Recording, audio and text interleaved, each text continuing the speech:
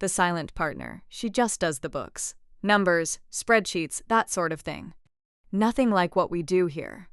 Andrew Sinclair said it with a laugh, one hand resting on the shoulder of a man twice his net worth, standing 3 feet from me at his own company's 10th anniversary gala, while a jazz trio worked through something soft near the bar. There were roughly 90 people in that ballroom overlooking the Charleston harbor. Investors, suppliers, half the local chamber of commerce, and a catering staff moving trays of seared scallops between conversations polished smooth by good lighting and better wine. Andrew's business partner, Gary Holt, stood beside him nodding along. Andrew's mother sat at a nearby table, watching her son work the room the way she always did, with quiet, uncomplicated pride. The man with Andrew's hand on his shoulder was named Preston Wexler, a private equity investor from Atlanta who'd flown in specifically for this event, because Sinclair Precision Manufacturing was, according to the numbers everyone in that room had been told, the turnaround story of the decade. A company that had nearly folded 8 years ago and had since become profitable enough to attract serious outside capital. Michelle's actually a CPA, Andrew added, glancing at me with the particular warmth he reserved for moments he wanted witnessed. Kept her hand in it after we got married.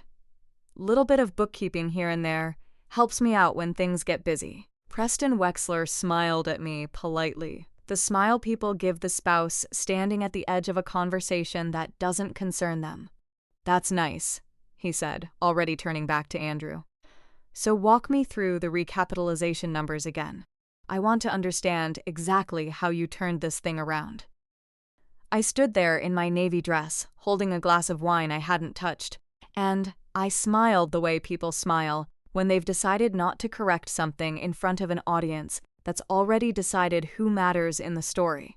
Because here is what Andrew Sinclair did not know I knew, standing there so pleased with his own account of himself. I had memorized every wire transfer, every personal loan, every quiet capital infusion that had kept Sinclair Precision Manufacturing's doors open through 6 different near collapses over the past 8 years. $340,000 of my own money, structured as loans against my father's accounting practice, which I had sold 4 years before Andrew and I even started dating.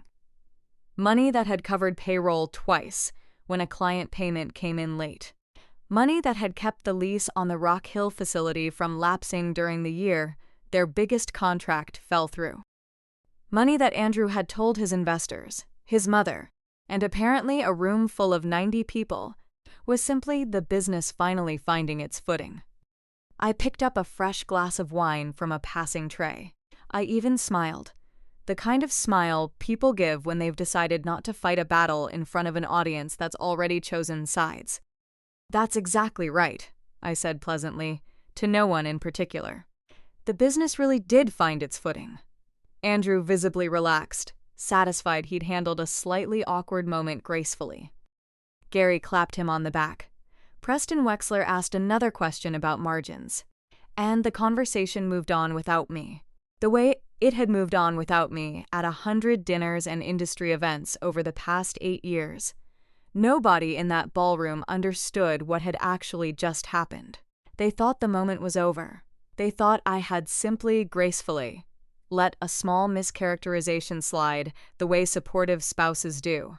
I hadn't let anything slide. I had just been handed, in front of the exact witnesses who mattered most, the precise sentence I'd been waiting 8 years for Andrew to say out loud in a room full of people who could actually hear it. She just does the books. My name is Michelle Sinclair.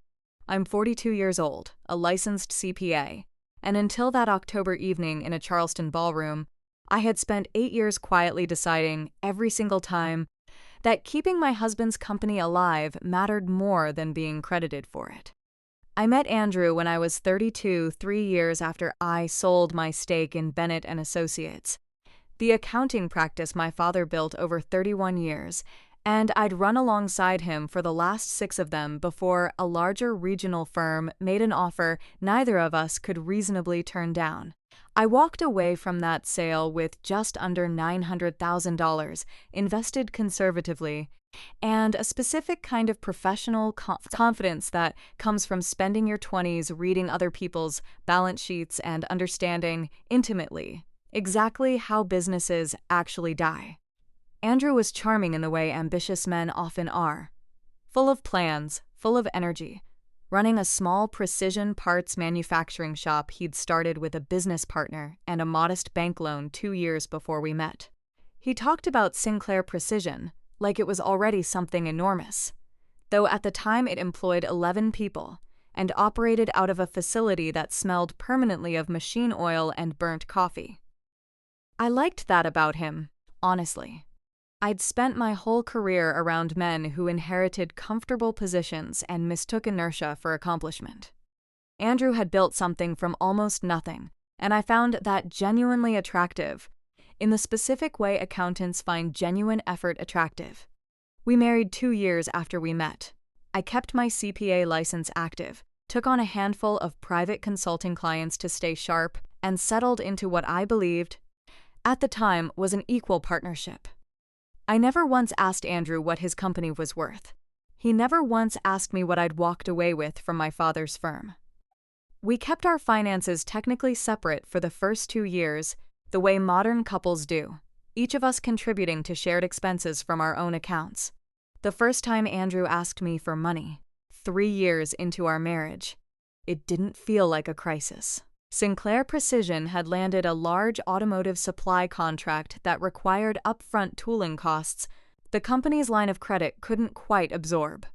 Andrew came to me one evening, embarrassed in a way I found almost endearing at the time, and asked whether I might be willing to loan the business $60,000, structured properly, with interest, repayable within the year. I said yes. I drew up the loan documents myself, because that's what I do professionally, and Andrew signed them without complaint.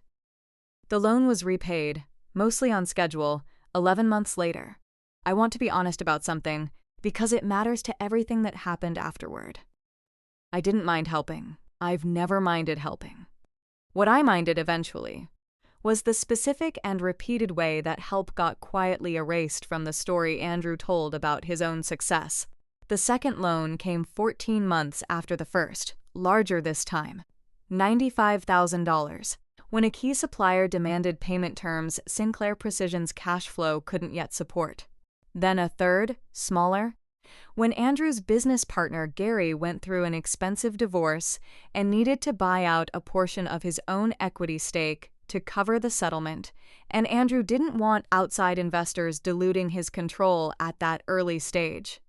Then a fourth, the largest yet, $110,000 during the 18 months the company's biggest client delayed a payment cycle that nearly took the whole operation down with it.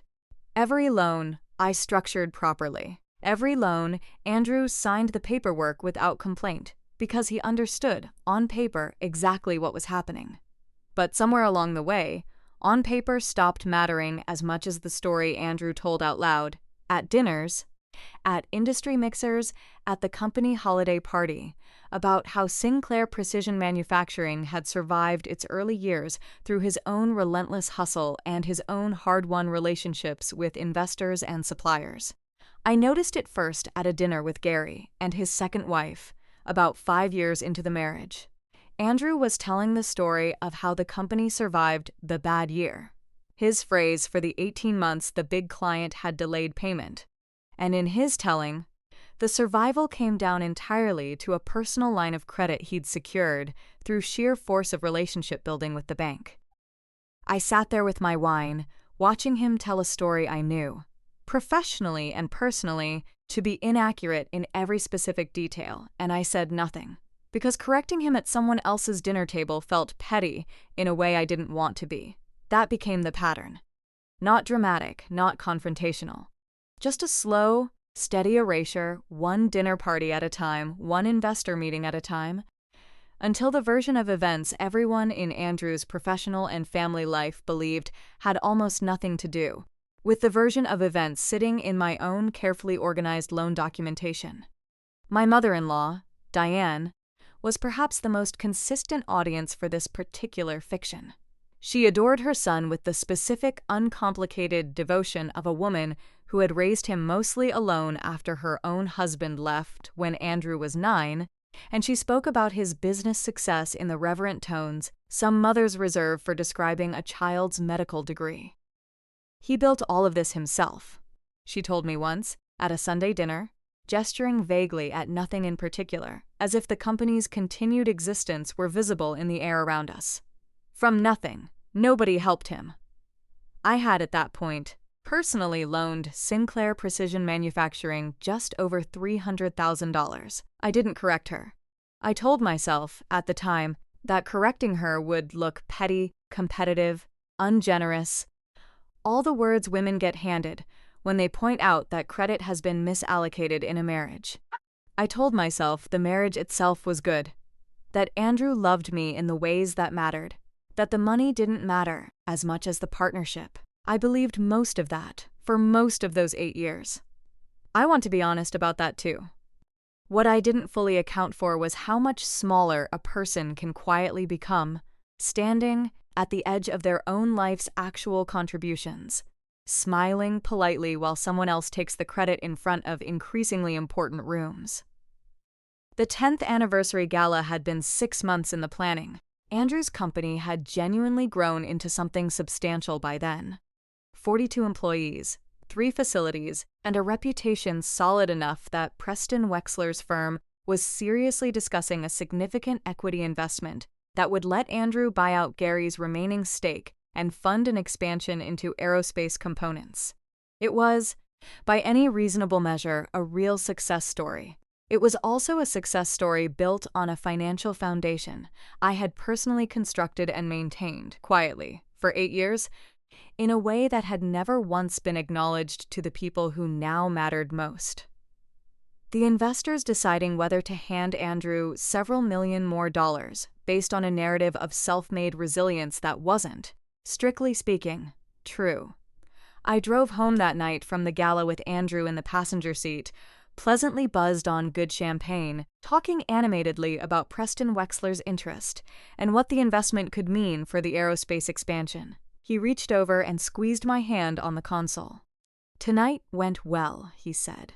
"It did," I answered, watching the harbor lights slide past the windshield. I meant that, actually. It had been an extremely informative evening. By the time we pulled into our driveway, I already knew what I was going to do. Not out of anger, exactly, though there was some of that underneath everything else. Out of something closer to overdue arithmetic.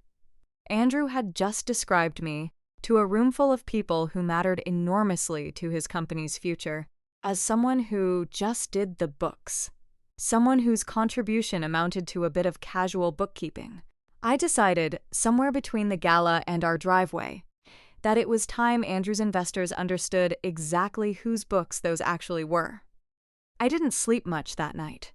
Around 1 in the morning, I gave up entirely and went down to my home office, where I keep, in a locked filing cabinet, 8 years of loan documentation I had drawn up myself, every single instrument properly structured, properly signed, properly notarized, because I have never once in my professional life allowed sentiment to override proper documentation.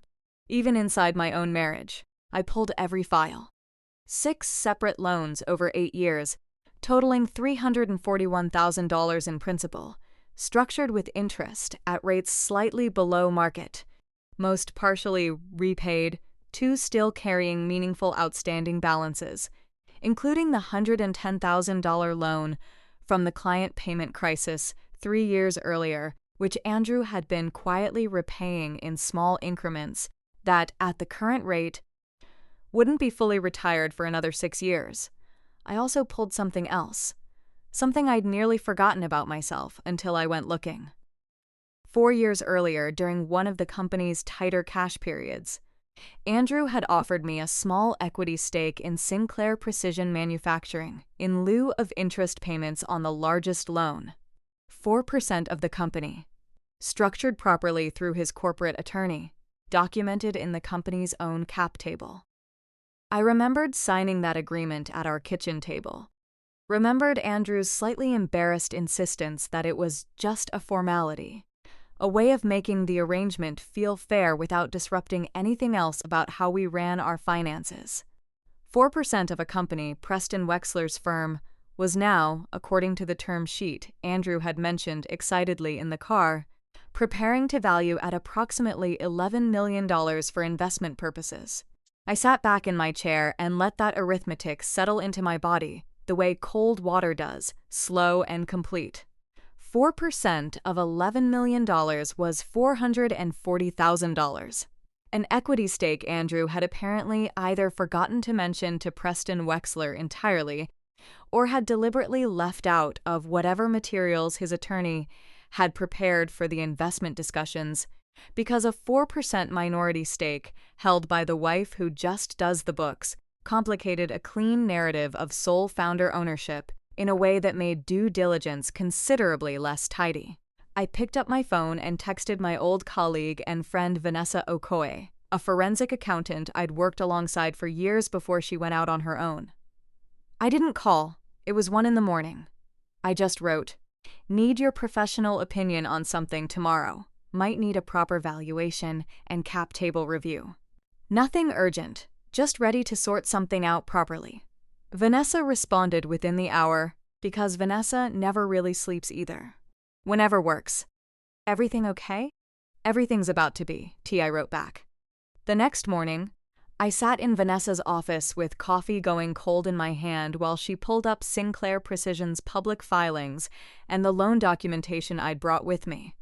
I told her I wanted a full, proper accounting of exactly what my equity stake and outstanding loan balances were actually worth at current valuation, and I wanted it structured as a formal document I could present, professionally, to anyone who needed to see it. I also told her something else. I wanted to know, legally and cleanly, what my options were if I chose to call the outstanding $110,000 loan due in full, on its original terms, which included a clause, one Andrew himself had insisted on, back when he was trying to prove to me how seriously he took the arrangement, allowing either party to call the note due with 90 days' notice if the borrowing entity underwent a change in ownership structure or received outside capital investment exceeding a certain threshold. Vanessa read the clause twice, then looked up at me. "You wrote this clause?" Andrew's attorney did, actually. Andrew wanted it in there. He said it made the loan feel more like a real business arrangement instead of a favor from his wife. Vanessa smiled slightly. "That's going to be an expensive kind of pride." She didn't ask why I wanted any of this. She's known me 18 years, since our first jobs out of graduate school, and she has a particular talent for reading a room without needing an explanation. She spent the rest of that morning pulling together a clean, professional valuation summary. My equity stake's current worth based on the numbers from Andrew's own investor materials, the outstanding loan balance, the 90-day call provision, all of it organized the way I would have organized it for any client, because that is, professionally, exactly what I am equipped to do. That afternoon, I sent Andrew's corporate attorney a formal notice, through my own attorney, invoking the 90-day call provision on the outstanding loan, effective immediately, and requesting a current, accurate accounting of all outstanding equity positions in Sinclair Precision Manufacturing for inclusion in any materials being prepared for outside investors. There was no argument, no confrontation, no dramatic announcement across a dinner table. I didn't need one. Andrew had already handed me, in front of the exact witnesses who mattered, the precise story I needed corrected. I was simply the first person in 8 years willing to correct it through the proper channels, in writing, with documentation nobody could later claim to have misunderstood. The call came from Andrew's attorney first, not from Andrew 3 days later, and Andrew arrived home that evening already agitated, his tie loosened, his voice tight in the way I recognized from years of watching him absorb news he wasn't ready to hand off to someone else. "Michelle, what is this notice about the loan?" "It's exactly what it says. I'm calling the note due, per the terms we both signed. 90 days. You can't be serious. We're in the middle of a major investment round. It's going to raise questions with Preston's team. I imagine it will, I said.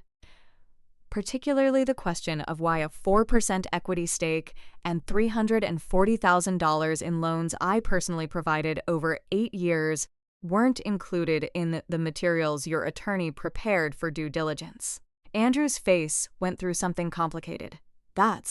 Michelle, that's not how any of this was supposed to work. That equity was just a formality, a tax thing. It's registered on the company's own cap table, Andrew. I have the documents. Your attorney drafted them. It was never informal. You're going to blow up the entire deal over this. I'm not blowing up anything, I said. I'm asking that the deal reflect who actually owns what, and who actually kept this company solvent through 6 separate crises over 8 years. If that information changes how Preston Wexler feels about the investment, that's information he was always entitled to have. Andrew stood in our kitchen for a long moment, and I watched him search, the way you watch someone pat down their pockets for keys they suddenly aren't sure they brought, for an argument that didn't require acknowledging what I'd just said was true. You embarrassed me at the gala, he said finally, which told me, more clearly than anything else could have, exactly which part of this he'd actually been sitting with for 3 days. Not the loans, not the equity. The fact that I hadn't smiled through it quietly one more time. I didn't embarrass you at the gala, Andrew. You told a room full of investors that I'd just do the books. I let that stand for exactly as long as it took me to get home and start correcting the record properly. His phone buzzed. Gary's name lit up the screen, and Andrew stepped into the living room to take it, his voice dropping into the low, managing tone he used whenever he needed to control a narrative before someone else got ahead of it. I heard enough. Equity position, notice. Don't panic. Let me handle Preston. To understand that the ripples were already moving faster than he wanted them to. 90 days is a strange length of time in business, short enough to feel like nothing.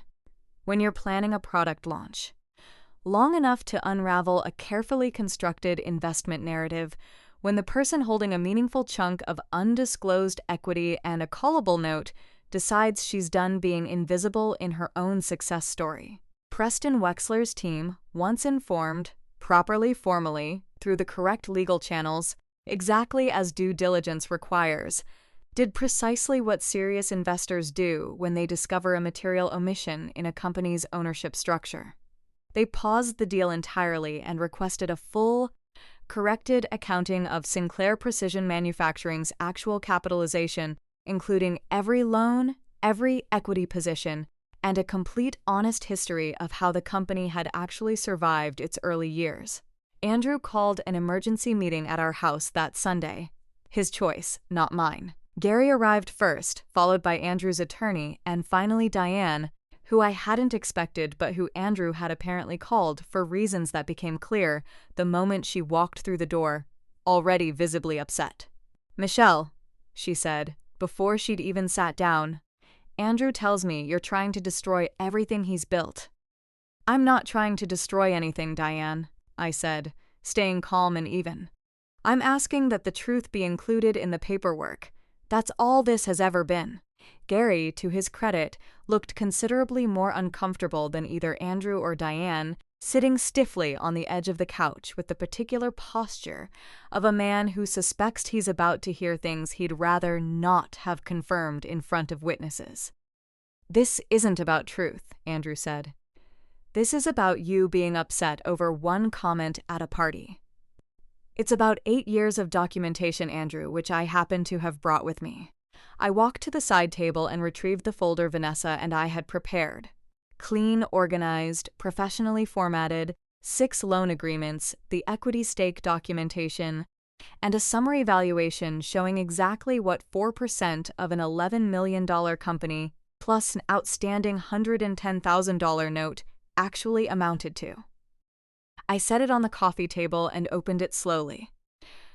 $341,000 in loans since our 3rd year of marriage, I said, reading each line without embellishment, letting the numbers do the work numbers are supposed to do. A 4% equity stake, properly registered, currently worth approximately $440,000 at the valuation your own investors are using. Every single instrument signed by both of us, notarized, on file. The room went completely silent. Diane's hand drifted to her chest. Gary looked down at his own knees, and for the first time since he'd walked in, he looked less like a business partner defending his friend, and more like a man realizing he might have some uncomfortable questions of his own about how the company's finances had actually held together. "I didn't know it was that much," Gary said quietly. "None of you did," I said, "because none of you ever asked. You just assumed the company survived on Andrew's relationships and hustle, because that's the story Andrew told, over and over, until everyone in this room believed it, including, I think, Andrew himself." Diane's eyes filled, but I want to be fair to her. I don't think, in that moment, it was performance. "He told me he built it all himself," she said, her voice cracking. "From nothing. Nobody helped him." "He told a lot of people that," I said gently, because Diane wasn't the one who'd made the choice to say it. It just happened to not be true. Andrew stood near the doorway, his jaw tight, and I watched something shift behind his eyes. Not quite guilt yet, but the early stages of a man realizing the story he'd told himself about his own singular resilience was about to collapse in front of the exact people he'd told it to. "There's one more thing," I said, my voice steady. "Gary, you might want to ask Andrew whether the equity stake I hold was disclosed to Preston Wexler's team before or after they started to ask questions." Every head in that room turned toward Andrew at once. "After," he admitted quietly, after a long pause. "My attorney said it complicated the narrative. I told him to leave it off the initial materials, and we'd address it if it came up." Gary's expression hardened in a way I hadn't seen from him before. "Andrew, that's a material omission in an active investment round. If Preston's team finds out we knew and sat on it, they already know," I said. "I made sure of that 3 days ago through my attorney, the correct way. That's what the 90-day notice was actually for. Not just calling the loan.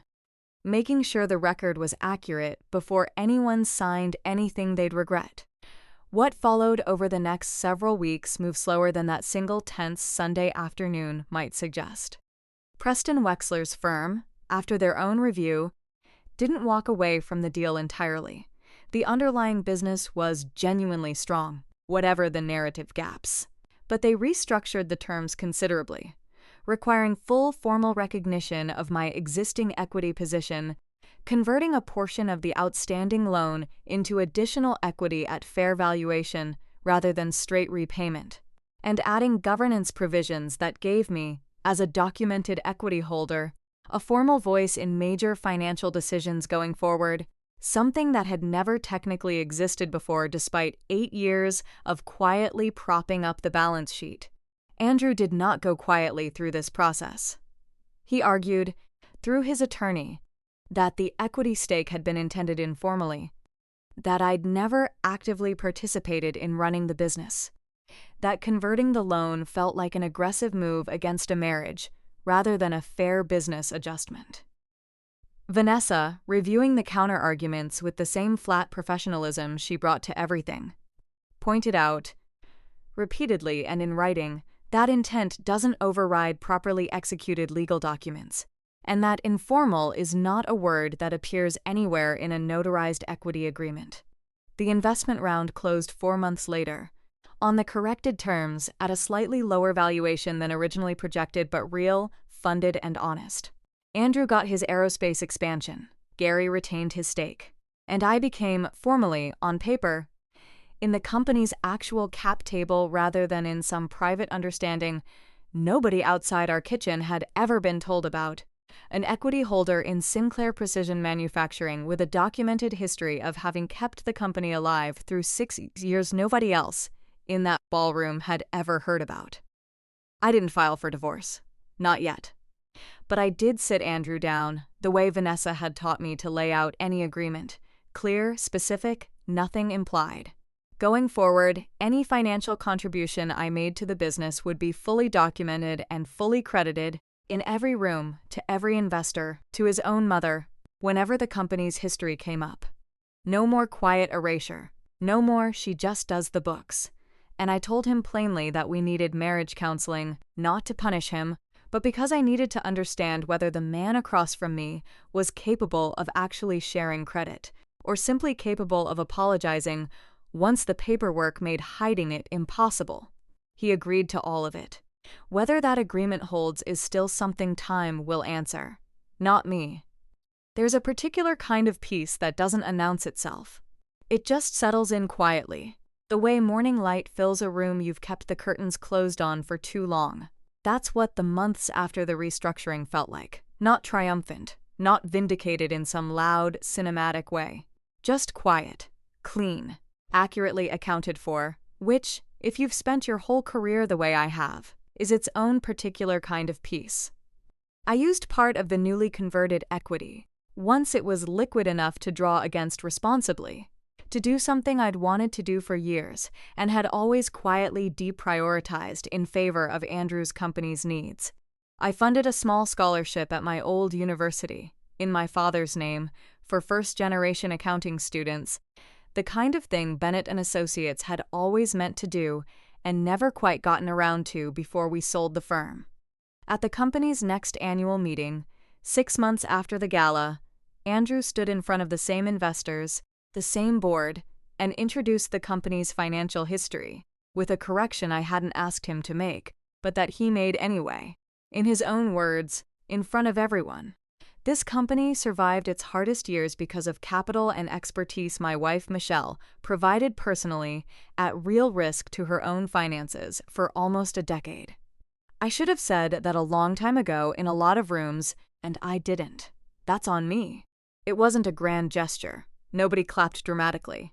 But Gary caught my eye across the table and gave a small, genuine nod, and Diane, sitting near the back, looked at her son with an expression that had shifted from uncomplicated pride into something more accurate. Pride in a man who'd finally told the truth, rather than pride in a story that had never quite been his alone.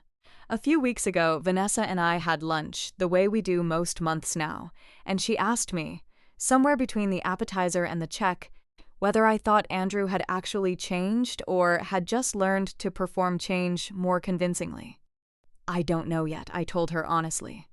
But for the first time in 8 years, I'm not the only one who has to know the difference. It's in writing now. It's in the cap table. Whatever happens to this marriage, the truth doesn't depend on anyone's memory anymore. She laughed at that, the specific laugh of two accountants who understand, better than most people, that documentation is its own quiet form of justice. He told everyone I just did the books. So I made sure the books, finally, told the truth. If you've made it this far with me, I want to know, do you think Andrew's correction was genuine? Or do you think some habits are too old to actually change?